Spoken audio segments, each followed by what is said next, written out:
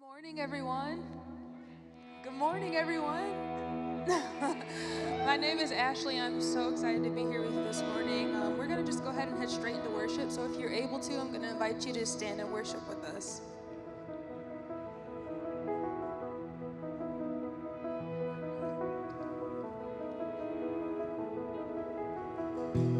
You stood outside my grave with tears still on your face, and I heard you say my name, and my night was turned to day. 'Cause you came, I knew that you would come, and you saved my heart and woke up. I'm not afraid to see your face. I am alive 'cause you came. Oh, I knew that you would come.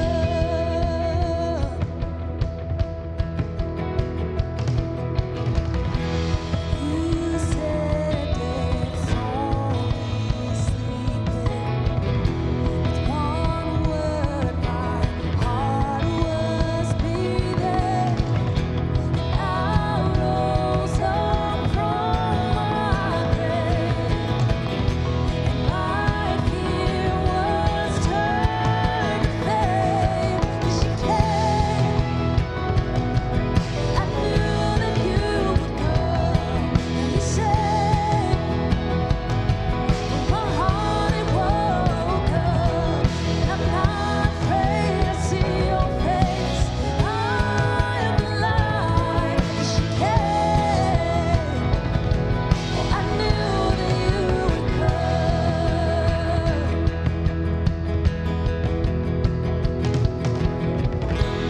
You are a miracle working God. You are a miracle working God. You are a miracle working God. Sing, you are a miracle working God. You are a miracle working God. Oh yes, you are a miracle working God. You are a miracle working God. Oh no, you are a miracle working God. We believe you are a miracle working God. A miracle working God. 'Cause you came, I knew that you would come, and you said, and my heart it woke up, but I'm not afraid to see your face. I am alive 'cause you came. I knew that you would come, and you came. I knew that you would come, and you said, oh, my heart it woke up, but I'm not afraid to see your face. I am alive, and you came. Oh, I knew that you would come, 'cause you came. Oh, I knew that you would come. Woo! Thank you. Thank you. Thank you. Oh my gosh. So good. Welcome, everybody. You can go ahead and have a seat if you're here joining us in the auditorium. Good morning to you. If you are on our live stream, we're so thankful that you guys are all here on this gorgeous Sunday morning. It's beautiful out. My name is Jill Cascone. I'm the campus director here for our Clarkston campus. I just want to personally welcome you this morning. This is my amazingly handsome husband, Tim. Thanks. Yeah, I know. I lucked out.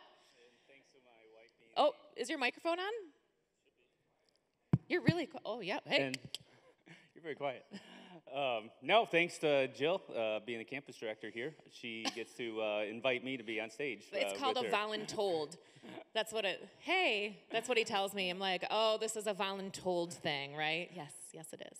I'm Yeah. just teasing. So we have a few announcements today. The first is we have a faith and family workshop tonight at 8:30 with Dave and Ann Wilson. They've got it's called Faith and Family, highlighting their book, No Perfect Parents. And so if there are any perfect parents here, you guys don't need to sign up. I don't think That's you, Brad. You can say out. You can say out. But for Jill and I, and then even just what Clarkston's doing with Family on Mission, just a great opportunity to receive more tools to put in your toolbox to become better parents. So really looking forward to that. Registration is at kensingtonchurch.org/faith and family. Yeah, looking forward to it. So again, that's this evening at 8:30. Would encourage you all to join us then. Something else that we have upcoming is on Sunday, May 2nd, we have baptisms happening on stage again, which I'm so excited about because of COVID, we haven't been able to do it. And baptism is seriously one of my favorite Sundays that we get to do here at Kensington Church. So if you have any questions about it, if this is something that you have been thinking about or wrestling with and you're not sure you want to take the next step, please head to the hub. We would I see you. We would love to have that conversation with you and step into that with you. Tim and I, we did baptism together. We got baptized together 3 years ago, which is crazy. It's been that long already. It was so impactful for our marriage to be able to do that together. So I would highly encourage you to step into that conversation or go all in and just register. Yeah, really just sit and pray on that because for myself, it was probably one of my top 3 events or moments in my life that I'll remember for the rest of my life. What's your number one? My wedding. Oh, good. Okay. I was hoping that's what you were gonna say. Good answer. One of the things that not to scare anybody from it at all, but was the opportunity to actually to write stuff down, to talk to God, pray about it, and then to come up and then share your testimony just briefly with people. And it was super impactful for me to hear the Holy Spirit telling me to be baptized and to state my faith publicly. So really encourage everybody to do that. If, like Jill said, if you've got questions, go out to the hub or reach out to somebody that you're comfortable with and talk to them about it. Yeah, that's awesome. Yeah. Tell them what they have coming up next weekend. Next weekend, we have a Family Connect event here. So everybody make sure you pack your coolers, bring your food, lunches, drinks. We've got games. We've got prizes, free car. We have like giveaways, not really prizes. Okay, not a free car either. Oh, and not a free car. Is that what you said? I missed that. No, we're not giving away a free car. But just with the seasons transitioning out of winter, and just the environment that we're in, I'm really excited for it, just to get outside, enjoy my friends, to be with all of you, play games, and just have that community time together. Yeah, it's been a long season of COVID, so we're really excited. This is going to be the first of 3 that we have throughout the summer. It really is just about connecting. We have so many new people that have started coming to Clarkston campus. It's really, really great if we could just all hang out with each other. So I really hope that you do that. Also, next Sunday is Volunteer Appreciation Day. We're going all out. If you volunteer here, we're so incredibly thankful for your service. We honestly couldn't pull off each and every Sunday without you. So we want to spend next Sunday honoring you. We've got some really awesome things planned for that. And if you don't volunteer and you're interested in volunteering, again, stop at the hub. We would love to get you plugged in into a serving team. Okay, so right now, before we jump into our message, I'm going to take this time to receive the offering. And Tim and I, we do so online, super easy. We also have buckets at all 3 of the doors that you can drop a tithe into. Something that is really impactful, and the reason why we give is because we believe in the mission. From local to, we've been involved with Kaleo and our school partner. We have been involved with our move-out teams. Specifically, Tim and I have been on several first responder trips with DRAW, Disaster Relief at Work, which they're a part of a Kensington move-out team, and then from Global. It's really incredible, and we truly give because we believe in the mission of what Kensington Church is doing locally and globally. So if you call Kensington Church your home and you feel led to give, please do so. If you are visiting and this is your first time checking us out, welcome. We're so glad you're here, and you can go ahead and just pass by on this moment. No pressure. Yeah, that was great. So today's message is going to be from Dave and Ann Wilson, who are one of the couples that helped found Kensington years ago. Dave used to be the lead speaking pastor at Lake Orion campus, and just really excited to hear the two of them talk to us about faith and family, about their book. Just a great opportunity to learn. So that's going to be really good. So if we could just pray real quick. And We are? Yeah. Okay. You are, because the Holy Spirit just led you to do that. Amen. Heavenly Father, we want to thank you for this wonderful day. Just beautiful weather outside, all the families that are here, all the families that are home watching virtually. We pray that this message, that we all receive it, and that it's through you and your words and your teachings. Just want to grow together as a community, to really be family on mission. And we're just so excited to hear from Dave and Ann and to learn from them. We miss them. So, amen. Awesome. So yeah, video message coming up from Dave and Ann. All right, awesome.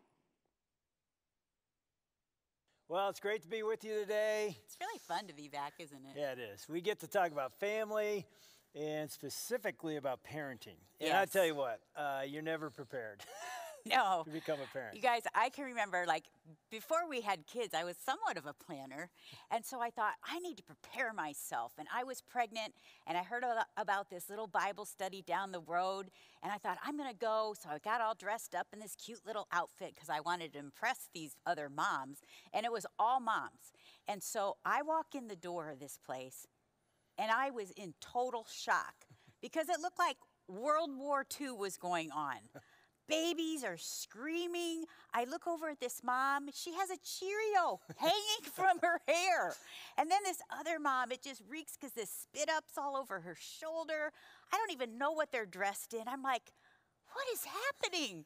And then I thought, is this going to be my life? And honestly, have you ever done this, especially before you had kids? Yeah. You thought, I will never be that mom. And I even had this part of my heart that was like, come on, girls, have some pride. And then we had kids. And let me tell you, I was every one of those moms in that room. I experienced it all, and it just changes your life. It's the hardest thing you'll ever do, but it's also the best thing you'll ever do. And we know there's moms sitting right now in church with spit up and Cheerios. You can smell it on and your shoulder. dads, and I mean, You've had no sleep, Yeah, or maybe none. you've had teenagers and you're having no sleep with them too because you're worried. And so here you are, and we're going to talk about parenting. And some of you know us, some of you don't. But we had 3 sons. We still have 3 sons. They're all raised, married, and now we have 6 grandkids. Here's a picture of our family, our grandkids. We're missing one of our newest granddaughter is missing. Yeah, she was born after this picture was taken, and the smiley face is because we're still in the process of adopting. But I mean, parenting is the greatest. It is. And it's the hardest. It is. It really is. And so what we want to do today is talk about, when you bring your child home, and by the way, we're talking to parents that have been married 40 years like we have, that are empty nesters, young parents, single parents. I was raised by a single mom, single dads, blended families. I mean, maybe you're fostering, Yeah. maybe you're adopting. And we know this too, like if you're struggling to have a baby, we know that's super hard. And we're praying for that, because it's hard to sit in a message like that. But we do know this too, no matter how your child was conceived, they are a blessing from God. Yeah, and many of you know this is the week our book came out, No Perfect Parents, and we aren't perfect parents, and you aren't perfect parents, and we don't have perfect kids, and we don't have a perfect family. And it's a pretty exciting week for us because our book that came out 2 years ago, Vertical Marriage, just came out on paperback this week. So hopefully, I'm going to put it right there. So Wait. the whole message, you look at it. I wanted to read the subtitle: Ditch expectations, embrace reality, and discover the one secret that will change your parenting. And so we get to give you the one secret. That's right, Today. we do. And there's many secrets, but there's a question that parents never seem to ask. And it's interesting. It's like when you I remember when we first brought our first son home, CJ, I just looked at him in the crib and I remember thinking, I have no idea. I know. I have no Yeah. clue what to do. Where's the parenting manual for this? Like a car manual. Yeah, and there is.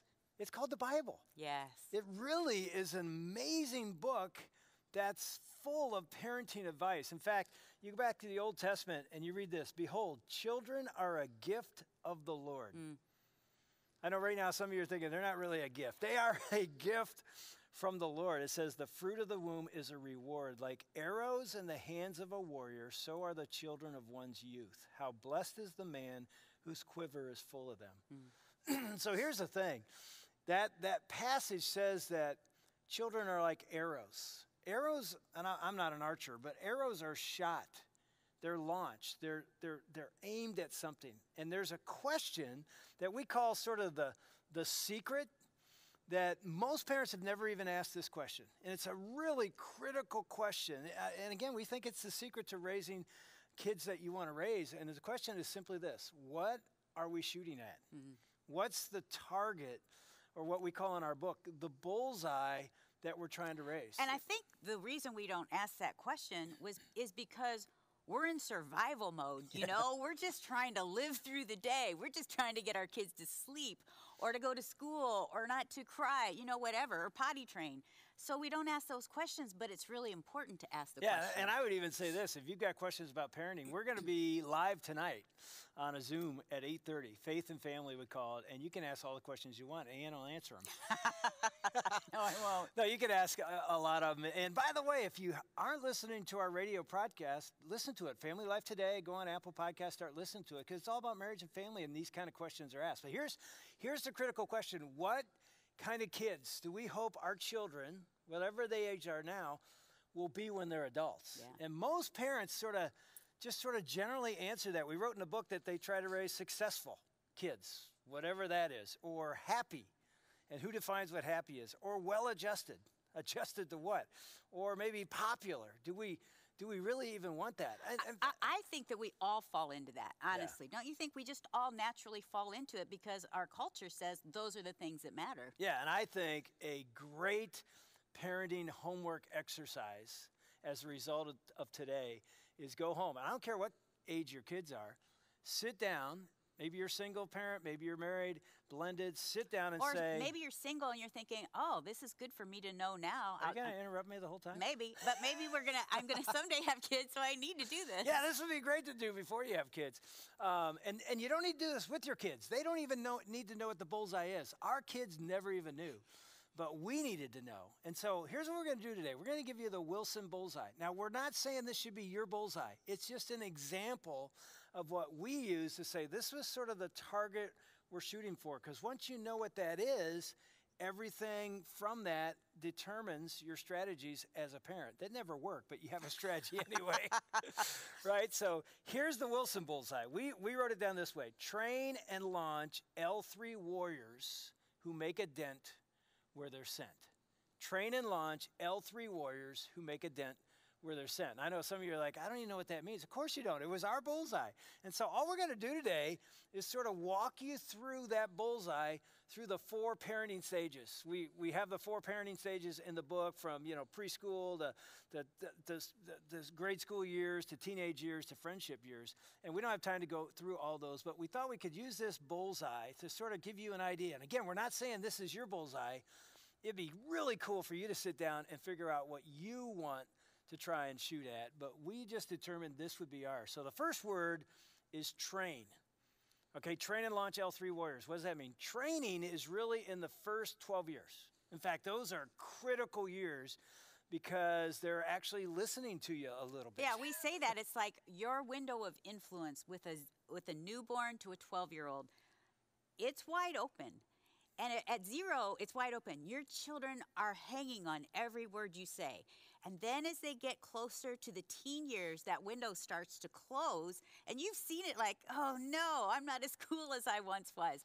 And your kids are starting to listen to the outward influence of their peers, of culture. And so those 12 years are critical of training. So you've got this window that's closing, and it's the most exhausting years. I mean, they are just exhausting. You got poop everywhere. Your kid's peeing in the corner. I mean, I don't know why you would say that. I mean, that was our house. It was nuts. not. Balls No, it everywhere. We had wasn't. 2 golden retrievers. I mean, some of you might remember this. We did a parenting message decades ago, and Ann asked me at the beginning of the message, what do you remember about the toddler years? And I had in my notes, I remember writing down, I'll never take another nap the rest of my life because you're just so exhausted. And live, this is going to all the campuses, so I was like, I got to get this right. And I look down at my notes and I say, I remember thinking I'll never take another crap the rest of my life. That's what came out. And I tell you, people were texting me for years, still text me, have you taken a crap yet? Anyway, those are the years where it's just crazy and you're just not prepared for it. Some of you heard this story. We were driving to Ohio with our kids and picked them up at school. They were in that stage. Yeah, they were in car seats. 12 years old and younger. And Dave was driving, and all the kids were asleep. And he goes, hey, you want to drive? And I'll just kind of be in the passenger seat, which really meant he wanted to take a nap. And I was like, yes, I want to drive, because everyone knows the best seat in the car with little kids is in the driver's seat. Because whoever's in the passenger seat has to take care of anything that's going on. Well, they were all asleep, so I thought, good chance. So I pull his shoulder, I get in the passenger seat, I tilt it back. We're in a minivan, and I'm just about falling asleep. And Austin, what was he, 3? 3, yeah. Austin says, I got to go pee-pee, got to go pee. Well, some of you know this, but the way the Wilsons travel, we never stop. We have 3 boys, so we just had a Maxwell coffee can that we had a little lid on it, and we would just use that. So Ann's like, you got to take care of Austin. He's taking his time. I'm like, Dave, come on, you need to hurry. So I grab the can, flip off the lid, I turn, and Austin is already, kids that age, the underwear's down, he's standing up. He had to go so bad. As soon as I turn, he's already going. And I'll never forget this. As I turned, the first little bit hit me right there. I think that's how I lost my hair. But anyway, I mean, he hit it before I could catch it. I am laughing so hard because this is like the best thing ever that Dave's dealing with it. I mean, why do we tell you this crazy story? Because that's life with little kids. Yes. At least when you're stupid like us and you don't stop. But, I mean, that is also parenting. It's going to hit you so fast. You never see it coming. Yeah. And you don't know what just hit you. But I hope it's not urine this week. But anyway, it's just like that is the preschool years. And here's the thing. In those years are training years. Train and launch. So how do we train? It's interesting. You go to the New Testament, and Paul wrote this to fathers and mothers. He says, do not exasperate your children. Instead, bring them up, and here it is, the training and instruction Of what? of the Lord. And so we highlighted a couple of those words because it's like, what's training look like and instruction? And it isn't just train them in life, it's train them from a perspective of God, from a perspective of the Lord, which again, that's why the Bible is such a good manual, because it says, here's the values, here's the things that really matter, and here's how to train and instruct your children. Well, it's interesting too, because once we had kids, I was like, how do you even have time with Jesus? Because I had this great quiet time and devotional time. I had time alone. And then you have kids, you have no time. Well, the only time you have is when you go to the bathroom. You just lock the door. Of course, No, that doesn't work either. That doesn't work because your kids are in the bathroom with you. And so, especially if you're working, you're exhausted. With your stay-at-home mom, you're exhausted, a stay-at-home dad. And so I had to really think, like, God, how do I do this? And what I did, this was a great verse. This is one of my favorite verses in terms of family, because it's out of Deuteronomy, and it's chapter 6, 5 through 7. And this is really gives you some of the how Yeah. to train. It says, love the Lord your God with all your heart, with all of your soul, and with all of your strength. And you've heard this preached before. When they asked Jesus, what's the greatest commandment? This is what he This said. is what he quoted, yeah. And then it says, these commandments that I give you today are to be on your hearts. So what I'm preaching, like God's commandments, God's word, God's love, that relationship, that should be on our hearts. And then it says, impress them on your children. How do we do that? Talk about them when you sit at home, when you walk along the road, when you lie down and when you get up. Like, that's practical living. And I thought, okay, it's really, I'm living out my faith in front of my kids. That's doable. Now, did we make mistakes? Yes, and you're constantly apologizing, but that's the goal. And obviously, as you look at that, one of the key things is you can't give away to your Yes. kids what you don't possess. Yes. Kids are fake sniffers. They can sniff out fake And hypocrisy. and they're around us 24/7. So when it says, impress what's on your heart, if it's not on our heart, we're not going to give it away. And we're not going to talk about it if it's not on our heart. So it really comes back to starting right here. What am I doing in my walk with the Lord? And then overflowing that as we talk about it. I tell you what, he says, sit at home. That's the dinner table. We Yeah. made it a priority. Even when our kids were teenagers in sports and schedules were crazy, we still sat down regularly every week, sit down as a family. And we turned off the cell phones and turned off the phone and said, nothing interrupts this time. It's family time. It says when you walk along the road, it's when you're driving. When you're going places. Ann was the greatest at praying out loud with the kids. They saw her talking to God. When you lie down at night, that was critical in our home. Devotionals at night. We had all kinds of different tools that we used, books that we read with our kids. Again, we didn't do this perfectly, but it was like, man, this was a part of the overflow of our life. Well, what I was going to say, too, is at the dinner table, that was huge for us. It was just a great time to catch up. And here's what I always thought. Do I have something to share with our family, what God had been teaching me that day? Yeah. And that can be pretty convicting. If there's nothing for days like, oh, I need to be talking to Jesus more to give them what I have. The dinner table is a great place to ask them, what's great about your day? Turn off your devices. Get rid of your phones at the dinner table. And even I just talked to the Ribbings, Karen and John Ribbing. They said that they used to have their kids, as they got a little older, one kid each dinner night or a parent had a question to ask the rest of the family. And it could be, what's your favorite color? Some of the boys did that. And I'll tell you what, this woman created in our home, it was a joy magnet. It was a place of fun. That's really who Ann is. But she wrote a chapter in our book called "Home, Make Your Home Your Haven." In other words, a place your kids want to run back to, whether they're 5, 6, 12, or 18. That they want to be in your home because there's a sense that out there they're getting beat up, but in here there's a sense of I'm loved, I have identity, and it's fun. There's some joy in my home. And that's what we wanted. We wanted our kids, no matter where they were, to think, I wonder what's going on at home. Because we always had so much fun. Not all the time. We had conflict. We're yelling. We're fighting.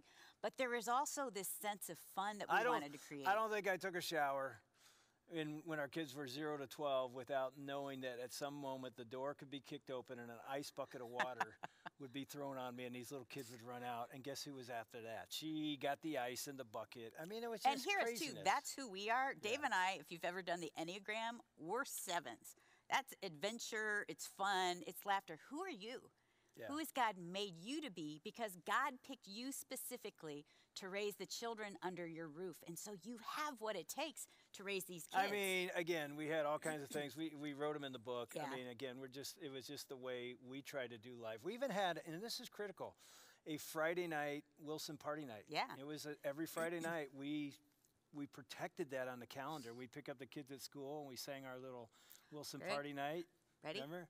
Party night, party night at the Wilson house. We'll be there, we'll be square. We'll be wearing our underwear. So anyway, Doo-doo. some of you are like, Wilsons are nuts. we But are. I But we think- sang that. The boys sang. Yeah, and I think our kids thought every family in the country does that every Friday night. It was just one of those And things.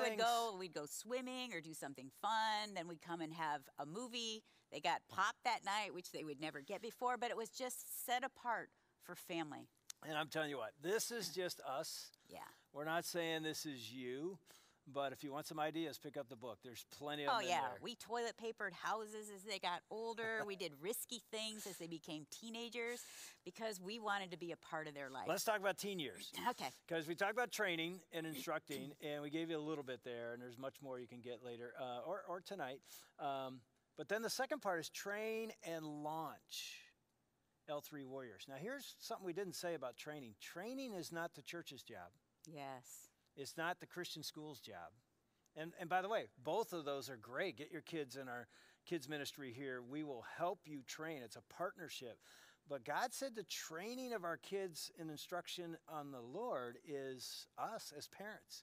So that's ours. And then if you think about a child being an arrow, you launch arrows. At some point, you're sending them off.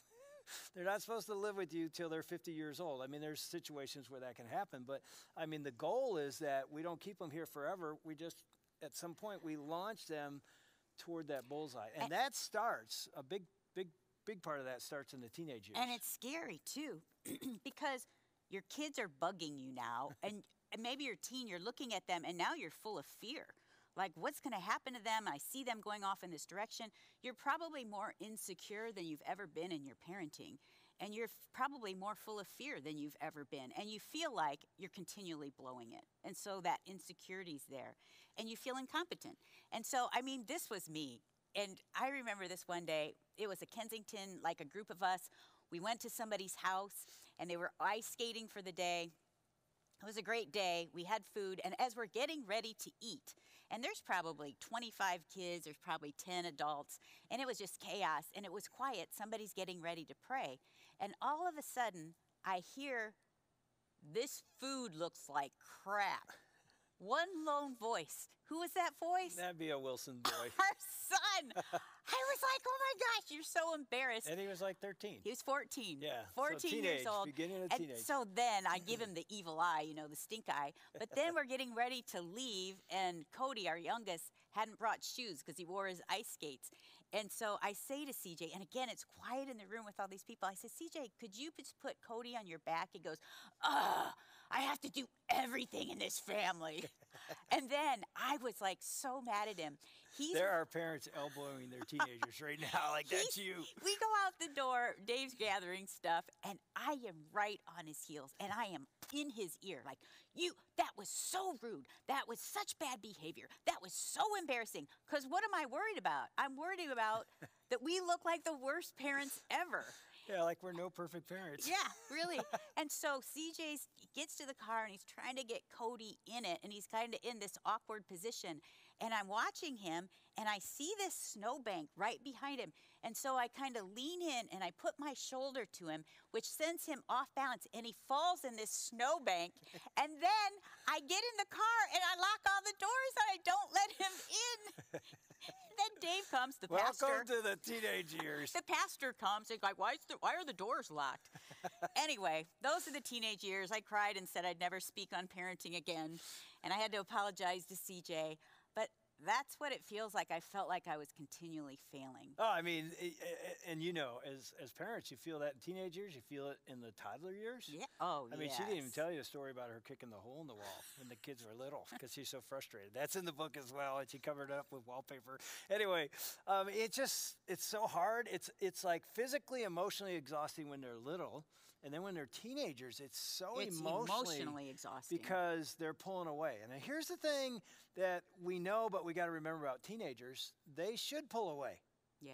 They're addicted to something in the teenage years. You know what it is? Freedom. They're becoming adults. That's totally normal. They should be pulling away. They say things like, can you drop me off, like a block or a mile from school? I don't want anybody to see. And we sort of freak out like, what are you doing? That's normal. Yeah, and don't take it personally because that's so normal. Because they're becoming adults. But at the same time, here's our advice. And we go into this much more, and we just don't have time. But I would say as they pull away, it's really easy to think, okay, I'm sort of done. They're pulling away from me.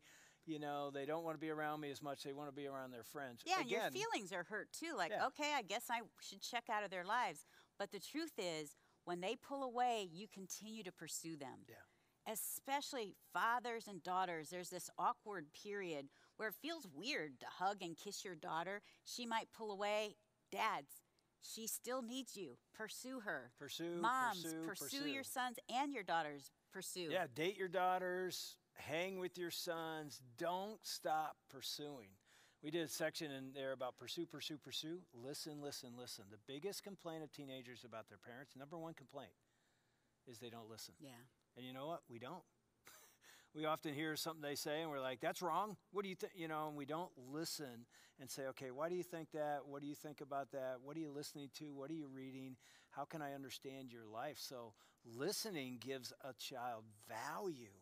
And if you don't listen to them, they're not going to want to talk to you. Yeah. If all you're doing is laying down rules and there's no relationship, because the key to the teenage years, and again, we're not saying we did this perfectly, but it's all about relationship. You've heard the quote, rules without relationship equals rebellion.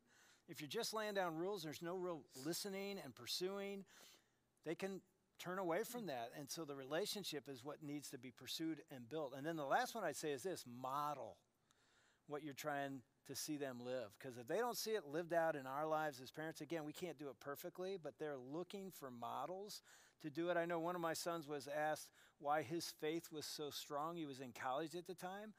And I was sitting right beside him, and I thought he's going to talk about the Bible studies we did or the times we laid in bed at night and had devos. Or he said one answer. There's only one thing my dad did. He lived it. And again, I'm not saying I lived it perfectly, but the only thing that really impacted him, he said, I don't remember Bible studies or any of the things. I just had a model. And so that is so key to your teenagers. And another big thing, and because of time, we can just barely touch on this, but in the teenage years, and many of us remember this when we were teens, they are seeking identity. Yeah. Who am I? And they're probably being torn down at school and outside the home. People are comparing and cutting them down because they're trying to build their own identity. They need a home that's a haven where their mom and dad or their mom or dad are speaking into them life. Power of life and death is in our tongue, and we speak life into our kids to tell them who they are in the relationship with And the Lord. I think in these days with social media, the insecurity, the anxiety, the depression are just rampant. And it's easy as a parent to see their flaws at this age and start critiquing them or start nagging them. These are the years when we speak life and identity in them. Even if you may not feel like it or see anything, you are speaking life because you're seeing what God sees in them. God sees greatness, and so speak that. This one night, one of our sons he was getting ready to graduate from high school. It was spring, and I remember he came into our room to say goodnight, and I looked at him and said, hey, I want you to know, you are amazing. I can't wait to see what you're going to do in college because, man, you're a leader. You're so influential. When you talk, people listen to you. You're going to impact your college for Jesus. And I went on and on. He goes, whatever, Mom. And he went to bed. And then a few minutes later, he came back in, and tears were coming down his face. And I was like, what happened? Are you okay? And he goes, Mom, all those things you said about me, I am not that guy. I am not that guy. I just got wasted last weekend. That's who I am. And any rule for parents is the first thing is this with teenagers. Don't freak out. And so I didn't freak out in that time. I've done it other times. But I looked at him and I said, that may be what you did last weekend, but that's not who you are.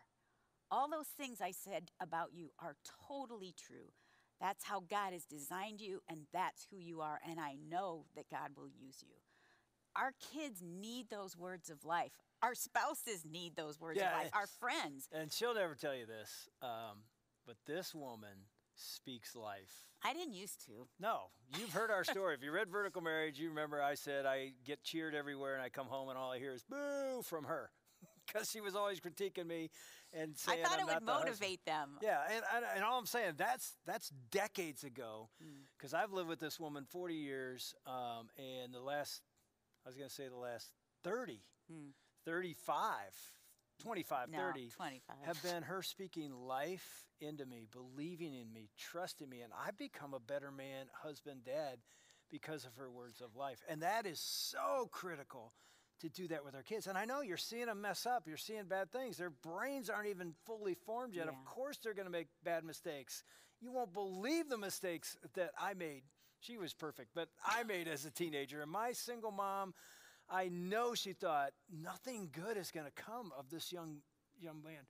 And she spoke life to me. I never knew that she thought anything negative. And she got on her knees and prayed that God would save her son. And you and I need to do the same thing for our kids. Yeah, that's what I was going to say. Pray for your kids. God hears our prayers. He hears your cries.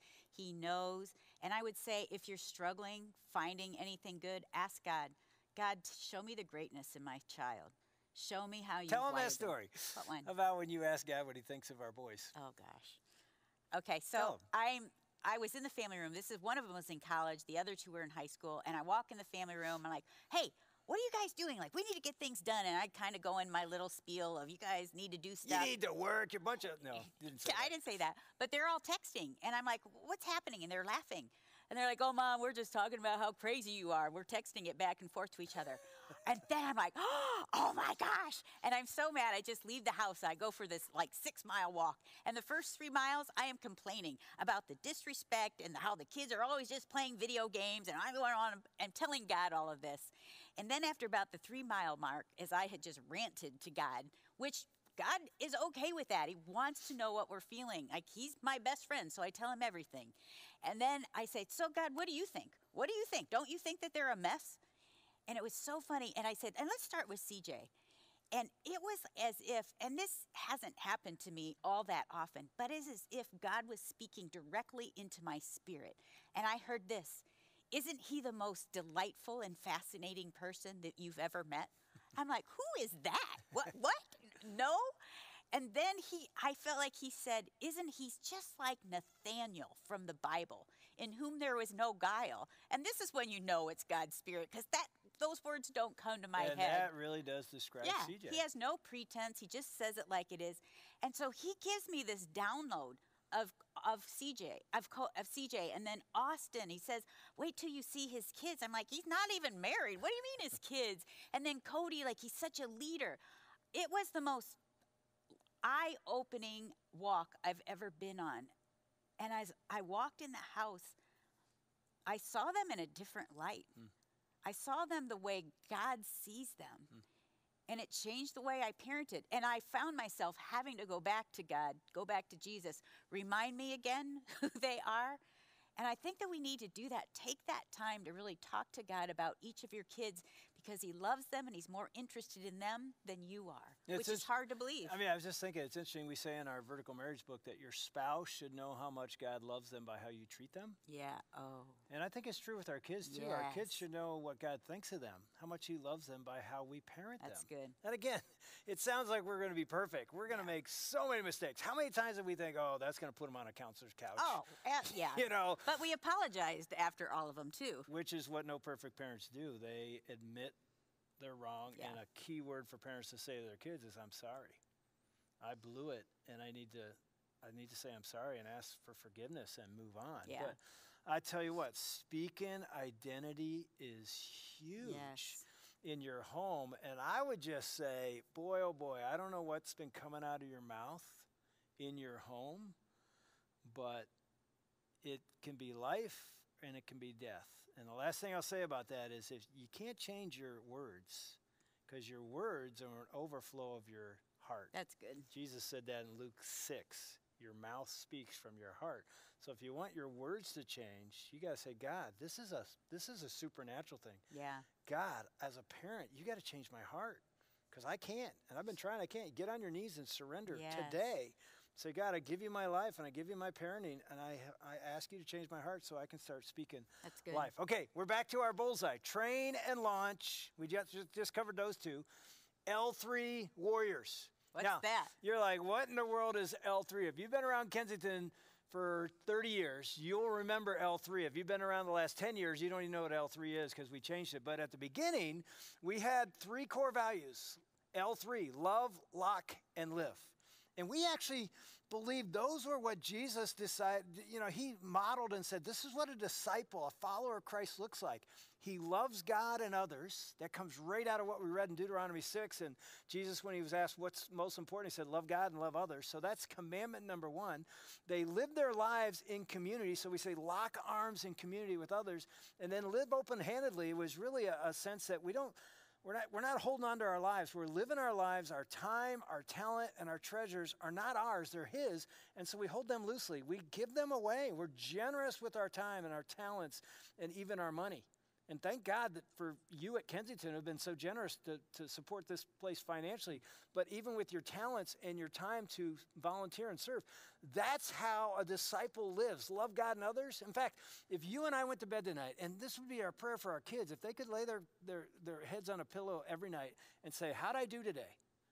Here's how we evaluate how we did today. Did I love God with all my heart, soul, mind, and strength? Did I love others? And I mean people I don't like. People are different than me. That's good. People that look different than me. People that voted differently than me. People that have different mindsets than me. Did I love them? Because God has loved me when I didn't deserve it. Do I love others? So that's number one. Number two is like when our boys are men, will they be locking arms and living life in community? Because none of us can do it without others in our life. Yes. And we need to seek that out intentionally to build our life. Men with other men, women with other women, couples with couples. We've had that in our life. We tried to model that for our kids. But our hope was that, man, when they're adult men, they would love God and love others. We can't control that, but we can pour into them in such a way that we hope that's the bullseye that ends up happening, that they live life in community with others. And then third is that they're using their life not selfishly for themselves, but they're living it to honor Christ and to honor others, that they would be loving their neighbor. Think about this one. It just hit me. Our neighbor should know how much God loves them by the way we treat them. And who's our neighbor? Everyone. Whoever we're around in that moment is our neighbor. So our goal was that they would become L3 warriors. And again, the word warrior is just a reminder to us that raising our kids, we're in a battle. Yes. And we don't mean with our kids. We mean a spiritual war is going on. Ephesians 6 says we don't wrestle against flesh and blood, Paul said. He said we wrestle against principalities and forces in the spiritual realm. That's real. We can't see it. We often think it's not real, but there's an enemy of your soul and there's an enemy of your kid's soul. I mean, I'm thinking of John 10:10, when Jesus says, I came that you might have life and have it to the full. But he also says that the thief comes only to kill, steal, and destroy. Think about your family. The enemy has a plan and strategy for your family to kill, to steal, and destroy everything that you hold dear. And so I think it's good to be aware that there is a battle, and we combat that battle through prayer. Yeah, and I would say the greatest thing you could do as a parent is get on your knees and pray. Yes. I mean, seriously. God hears. There's so much you can't do, and you can do everything right, and it can go wrong, and you can do everything wrong, and it can. I mean, none of these are guarantees, but Right. the one thing you and I can do, and we did this, and we still do this. Oh my goodness, is get on our knees, literally on our knees, and pray that God would do what we can't do Well, in the lives of our kids, and now even our grandkids. I love that Dave has been fasting before CJ was born. So 30. No, that sounds like I've been fasting for 34 years. She means 30 1 day a week. 1 day a week until dinner on Fridays before our kids were born, all of them. And he's prayed and fasted for them. And I feel like that, and I've prayed with my friends on Wednesdays. We'd pray and fast for our kids. I feel like that's probably made a bigger difference than anything. Anything we've done, that's probably, God did it. Yeah. You know, and again, we're not sitting here saying our kids are perfect. No. We would never try to say that about our family or our kids. But I remember when CJ was born 34 years ago, that week was the first Friday that I said, I'm going to start fasting every Friday. It's 34 years later, still doing it. And, you know, it's amazing to think, you know, I'm praying for his wife before she's probably born, that she'd be a woman of God. And, you know, I'm praying for Austin's wife and all these different things, and even as they get into their teen years. And then standing in the chapel at Troy campus and marrying my 3 sons as the pastor, but also the dad, and looking at first Kendall, you know, Austin's wife, and thinking, she doesn't know this, but I've been praying for this woman before she was born, and Robin and Jenna, and they're amazing women. Yeah. And God has answered those prayers in amazing ways. And you think it's something we did? We had the right bullseye? We did? No. God has honored that. And maybe you're broken right now, and maybe your relationship with your kids is a real struggle right now. The best thing you can do is pray. And it's not too late. I don't care if you're a grandparent. It's never too late to go back to your kids to say, hey, here's where I missed it. Man, I love you. Because our kids have come back to us as adults and said, here's where you guys have missed it, Mom and Dad. Oh, yeah. It's been hard. Like, we've really messed up in a lot of things. And just to admit that is important. Yeah. Okay, here's the last part. You got it? Train and launch L3 warriors who make a dent where they're sent. What's that mean? And if you've been around Kensington very long, you've ever heard me preach for the last 30 years, I've used that phrase a whole bunch of times. And it really comes from one beautiful passage where Jesus is talking to the disciples and a multitude. And if you've been around the Bible or church much, you've heard this phrase, but it's interesting what it actually means. When Jesus said, "You are the light of the world. A city set on a hill cannot be hidden. Nor do people light a lamp and put it under a basket, but on a stand, and it gives light to all in the house. In the same way, let your light shine before others, so that they may see your good works and give glory to your Father who is in heaven." What's fascinating about this in the original language of Koine Greek, which was a very specific dialect, Jesus says, when he says a city set on a hill cannot be hidden, he is saying this: a city strategically placed. Those are literally the words, a city strategically placed. So what's he trying to say to his disciples and all of us who are disciples of Christ? Anyone who's a follower of Christ, he's saying, do you understand something?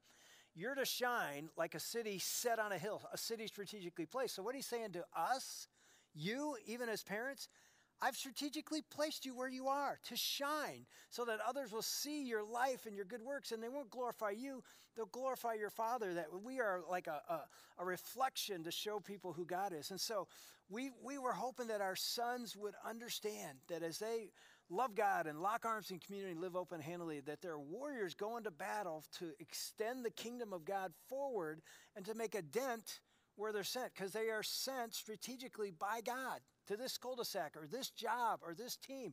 Parents, the sports teams your kids are on, you're strategically placed there to be a light to the other parents and the other families. Some of our greatest ministry was doing life in community events because we understood, man, we are sent, by God, strategically placed. And it's not that we're like, hey, you need Jesus. It's like, how can we love them and serve them and know them and really speak life to them and then maybe show Jesus a little more? And so many people ask me, so how do I know where I'm sent? Because you think, well, missionaries are sent, pastors are sent.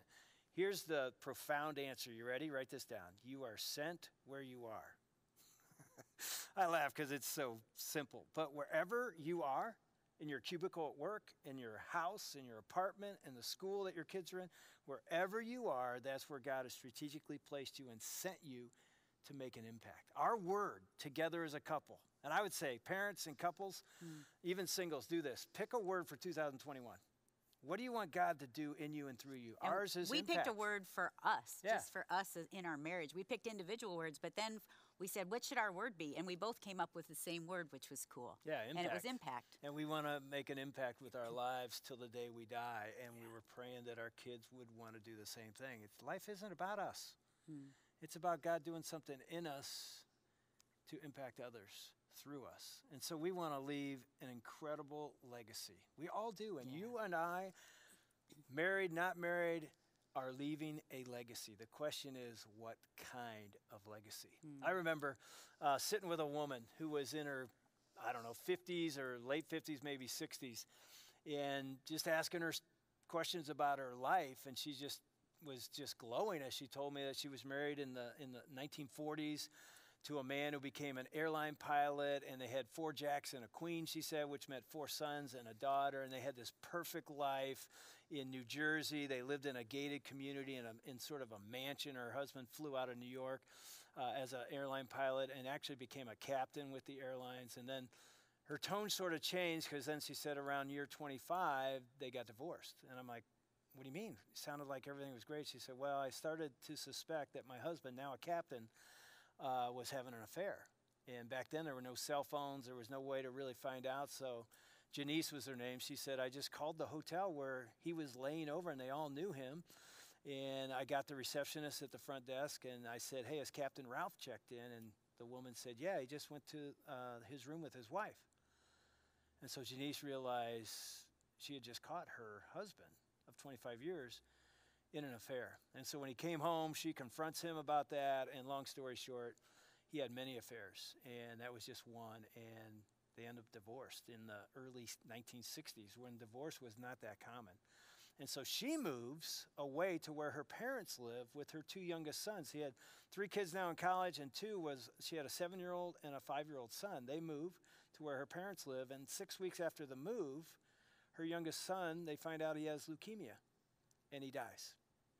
And now Janice is in tears as she tells me this story. And I'm sobbing as well. And it's not just because it's a sad story. It's because Janice is my mom. Captain Ralph was my dad. And Craigie, my little 5-year-old brother, I was the 7-year-old, was my brother. And that's my story. And so, I'm raised in a divorced home in the 60s. I didn't know another kid in my elementary school that came from a divorced home. They all had dads. I didn't have one. And so I was raised that way. And, as Ann and I get married. Well, even alcoholism was in your Oh, family. yeah, there's alcohol. I mean, it was just a terrible situation. And so when we get married, I have a dream, and it's to change that legacy. The Bible says, it's actually part of the 10 Commandments, that the sins of the father will visit down through the generations, 3rd and 4th generation. And if I am not intentional, there's a good chance I'm going to bring into the Wilson name what my dad brought to our name. But I have a chance to say it stops here. It's like a line in the sand. Alcohol, adultery, divorce stops here. And again, we're not perfect. But man, oh man, that drive to create a new legacy for the Wilson name has driven us. Yeah. Almost like every day, it's almost visceral in our soul. And we've prayed, God, change our legacy. May we create in our home what you want. Yeah. And so here's the thing. You and I get to change or continue a legacy. If you have a great godly heritage in your past, continue that. Pass that on. If it's something different than that, like mine was, change it. Yes. How do you change it? God, I can't change it, but you can. And so today may be a day of surrender. Maybe you've never surrendered your life to Jesus. And your kids. Yeah, I would say today's your day. We're going to pray as we close this, and I'm going to invite you to join us to surrender your life, your marriage, your family, your kids. Surrender them and say, today is a new day for a new start. Yeah. Let's do this thing the way God wants us to do it. So let's pray. Father God, thank you. Thank you for grace and for miracles, because you've done one and are doing one in us and through us. And you want to do amazing things as we surrender to you. And it starts with one act of surrender. When we surrender our lives and our families and our kids and our marriages and our future to you. So Lord, take it all of it. We live open-handed. I give you my life. I'm not holding on to it. I'm opening it up, and I'm asking you to pour in to us and to our legacy, a legacy that impacts the world for you. May the world know that you are great by the way we live and raise our family. May we send warriors to make a difference, a great godly difference in the next generation. And we can't do it apart from you, so we surrender and ask you to do it in and through us. In the powerful name, the only name that changes everything, the name Jesus, we pray. Amen. Amen. We're going to sing a song called The Blessing. And this last week I was talking with some other interns about the song, and it came to my realization that it is straight from the Bible, the words throughout the entire song, which makes it so much more powerful that it's God breath. It's, it's spoken from him, and he said these words. And it's in the book of Numbers, and it says, "The Lord bless you and keep you. The Lord make his face to shine upon you and be gracious to you. The Lord lift up his face upon you and give you peace." And the bridge in this song talks about, may his favor be upon you and 1,000 generations, and your family and your children and your children. And as we were listening to Dave and Ann talk about the beautiful way that you see God work in families and how we're meant to be in community with each other and we're meant to love one another. So I just pray that blessing over you as we head into this song.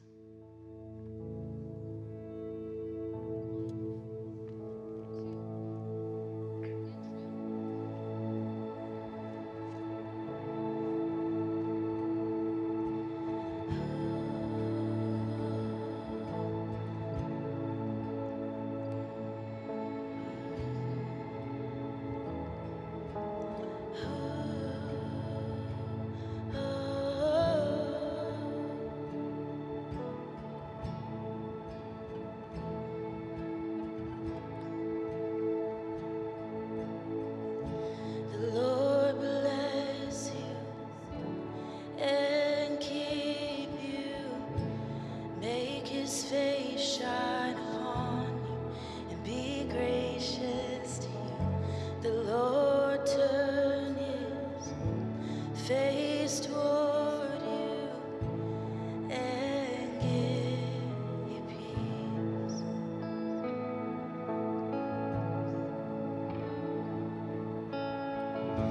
The Lord bless you and keep you. Make his face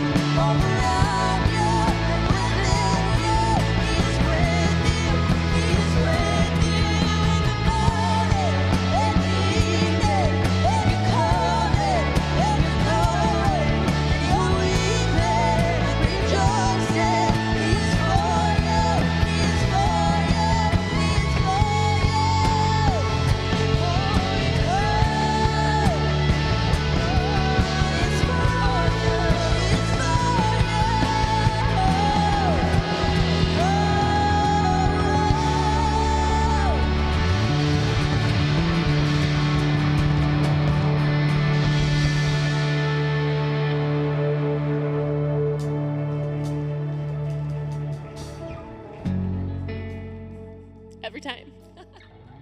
I was telling Grace this morning during rehearsal, dang it, every time that song, I cry. He is for us. He is with us. He's in the coming. He's in the going. I don't know where you're at in your parenting, or maybe you're an empty nester and now you've got grandparents, but goodness, I hope Dave and Ann spoke life into you this morning. I know for Tim and I, we kept looking at each other during the message going, oh, yep, we do that. Oh, yep, we've said that. We're taking some tools away from today and looking forward to this evening. Yeah, I was afraid of coming up here and pulling a Jeremiah because I had tears. Like, I know. Sitting in the seat. Darn it. But man, I love listening to Dave and Ann. They've got such a teaching gift. Thinking about how the idea of like pursuing your kids and like spending time with them, dating your daughters just like you would your wife. Just gonna be like life-changing things, and even for kids that are here that, you know, pursue your parents the same way. One of the things that when Ann was talking, when she brought up John 10:10, and thinking about how the enemy is there to kill and destroy and break apart families, it can be difficult. And one of the things I love about Dave and Ann and hearing it is like that authenticity of like what's actually happening in their house. And that's where like I'd encourage all of us, like you can't do it alone. Family on mission, team up with like other close friends, your own family, brothers and sisters, parent together, go on the journey together. I know that's been life-changing for us. And it ebbs and flows. There's seasons when you're closer, and then there's seasons when you separate. But don't do it alone. It was super powerful. That was good. That's really good. Thanks for sharing that. Just a reminder, next weekend, pack your coolers in your car before you come to church, because we really do want to hang out with you and stay for that Connect event. Thank you. Thank you for joining us here in the seats. Thank you so much for watching us online. We're really happy to see your faces. Have a blessed week. Go out and be warriors. Let's do it. Let's do it together. Have a great week, everybody. Amen.